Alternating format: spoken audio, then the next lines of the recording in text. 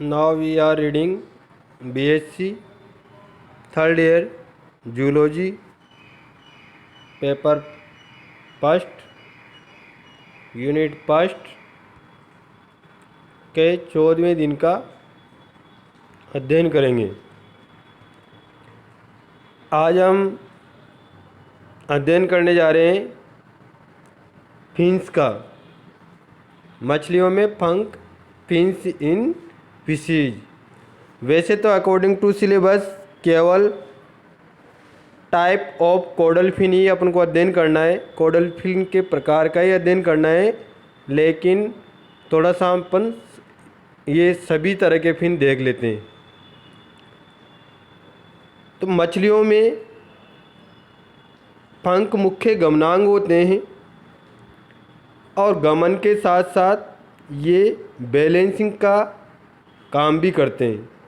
अर्थात ये मछलियों के गमन का काम तो करते ही ये, साथ में ये बॉडी बैलेंस का काम भी करते हैं। ये मुख्यतः दो प्रकार के होते हैं, अयुग्मित अनपेड तथा युग्मित पेड फिन। ठीक है, दो प्रकार के अयुग्मित तथा युग्मित फिन। अब पंखों के टाइप ऑफ फिन्स देखते हैं अपन, पंखों के प्रकार। तो कैंट ने 1967 में पंखों को दो श्रेणियों में बांटा। वह आउटलाइन डायग्राम के हिसाब से बता रखा है। फिन्स दो प्रकार के हैं, unpaired fins, paired fins. Unpaired fin को मीडियन फिन भी कहते हैं, अनपेड फिन को मीडियन फिन भी कहते हैं। इनके उदाहरण हैं डोर्सल फिन, कोडल फिन और येनल फिन्स। पृष्ठीय पंख, पुच्छीय पंख और गुदीय पंख, डोर्सल, कोडल, एनल। आ गया समझ में। जबकि पेड फिन को लेटरल फिन्स भी कहते हैं। ये दो प्रकार के हैं, पेक्टोरल फिन्स, पेल्विक फिन्स। जैसे अपने शरीर में अंश में एक लाभ पेक्टोरल गर्डल होती है, वैसे इनमें पेक्टोरल फिन्स होते हैं। अपने शरीर में जैसे पेल्विक गर्डल होती है, वैसे इनके शरीर में पेल्विक फिन्स होते हैं। ठीक है, ये pelvic paired fin lateral fins है। इनके तीन प्रकार बताए गए हैं। पहला है फिनफोल्ड फिन, ये एनिशिएंट शार्क्स में पाए जाते हैं, प्राचीन शार्क मछलियाँ थी उनमें पाए जाते हैं। सेकंड है रे फिन्स, ये एक्टिनोप्टेरिजियम फिशीज में पाए जाते हैं, जो टीलियोस्ट फिशीज है। और तीसरा है प्लेश फिन, ये सार्कोप्टेरिजियम फिन में पाए जाते हैं फिशीज में, ये डिप्नोई फिशीज है जिनको सार्कोप्टेरिजियम कहा जाता है। इसके भी दो प्रकार बता रखे हैं, बाइसीरियल फिन और यूनिसीरियल फिन। अब हम सबसे पहले थोड़ा विस्तृत विवरण के हिसाब से देखते हैं मीडियन या अनपेड फिन। मीडियन या अनपेड फिन।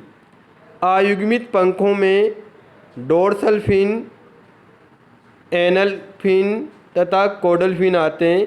डोर्सल फिन को हम पृष्ठ पंख कहते हैं, एनल फिन को हम गुदा पंख कहते हैं और कोडल फिन को हम पुच्छ पंख कहते हैं। ये तीनों अयुग्मित पंख अधिकतर मछलियों में पाए जाते हैं, कुछ में अनुपस्थित भी हो सकते हैं। अब सबसे पहले देखा जाए डोर्सल फिन। सीधी सी परिभाषा है, अच्छी तरह से सुनो और मैं पीडीएफ भी डाल दूंगा जो आप पढ़ भी लेना। पृष्ठ पंख, डोर्सल का मतलब ऊपर की सतह और पंख यानी ऊपर की सतह पर जो पंख पाया जाता है वह कहलाता है डोर्सल फिन, पृष्ठ पंख। पृष्ठ पंख देह की यानी बॉडी की, शरीर की मध्य पृष्ठ मिड डोर्सल लाइन है, ऊपर की मध्य पृष्ठ रेखा पर स्थित होता है।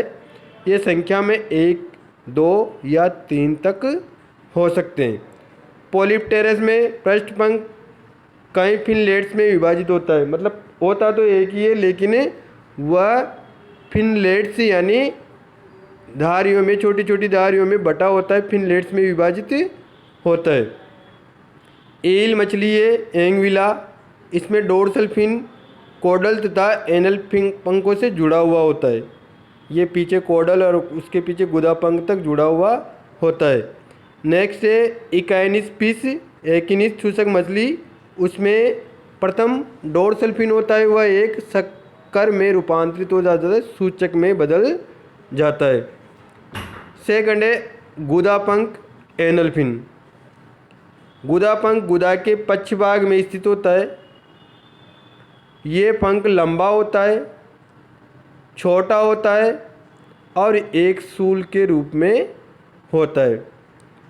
बॉटम में रहने वाली मछलियां हैं जो तली में नीचे रहती है, उनमें ये अनुपस्थित होता है।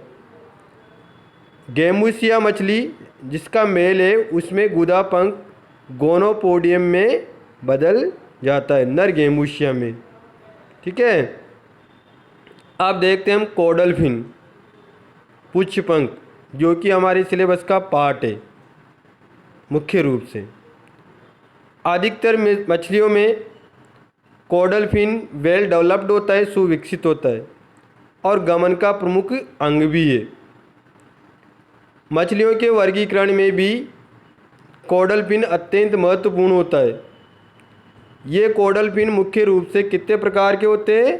3 प्रकार के। कितने प्रकार के? 3 प्रकार के।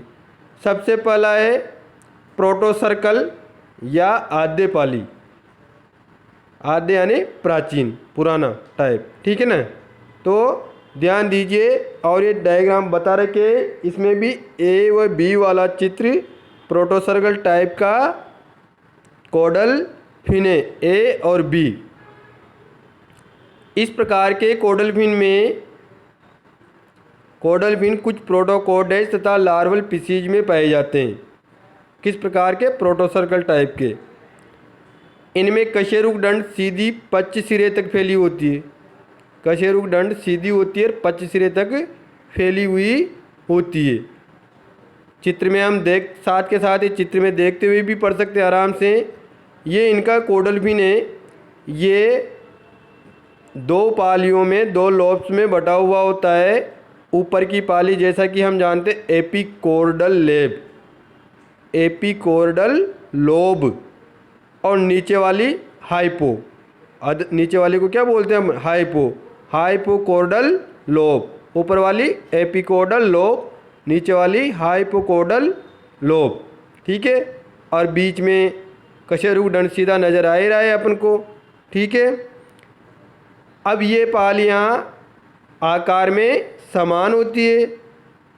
इस प्रकार के पंखों को डाइपाई सर्कल भी कहा जाता है, द्विसम पाली, क्योंकि इनकी एपिकोडल लोब यानी पृष्ठ रज्जुक पाली, हाइपोकोडल लोब यानी अधर रज्जुक पाली आकार में समान होती है। आराम से चित्र में देख सकते हैं, वर्टिब्रल कॉलम बता रखा है जो सीधा है पीछे तक, एपिकोडल लोब ऊपर है, हाइपोकोडल लोब नीचे हैं, चित्र बी में, ए में भी। और इस वर्टिब्रल कॉलम से साइडों पे जो कांटों के समान निकले हुए हैं उनको न्यूरल स्पाइन कहते हैं। ऊपर वाले न्यूरल स्पाइन, नीचे वाले हीमल स्पाइन। ठीक है, अब हम देखते हैं विषम पाली, हेटेरो सर्कल। इस प्रकार के कोडल फिन कुछ ओस्ट्रेकोडर्म्स में, प्लेकोडर्म्स में, क्रॉसोप्टेरिजियंस में तथा कॉन्ड्रोस्टियंस स्पीशीज में पाए जाते हैं। इन फिन्स में कशेरुक दंड ऊपर की ओर मुड़ती हुई पृष्ठ रज्जुक पाली की अपेक्षा अधिक विकसित होते हैं। चित्र सी और डी में स्पष्ट बता रखा है। ये पृष्ठ रज्जुक मेरुदंडे, कशेरुक दंडे, ये देख लो ऊपर की ओर मुड़ा हुआ है। ठीक है ना, ये ऊपर की ओर मुड़ा हुआ है, तो ये विषम पाली बनाएगा। विषम पाली की उल्टी अवस्था यानी जिस साइड से ये ऊपर चढ़ रहा है वह अवस्था हाइपो सर्कल कहलाएगी, जबकि ऊपर की अवस्था एपिकोडल लोब बनाएगी।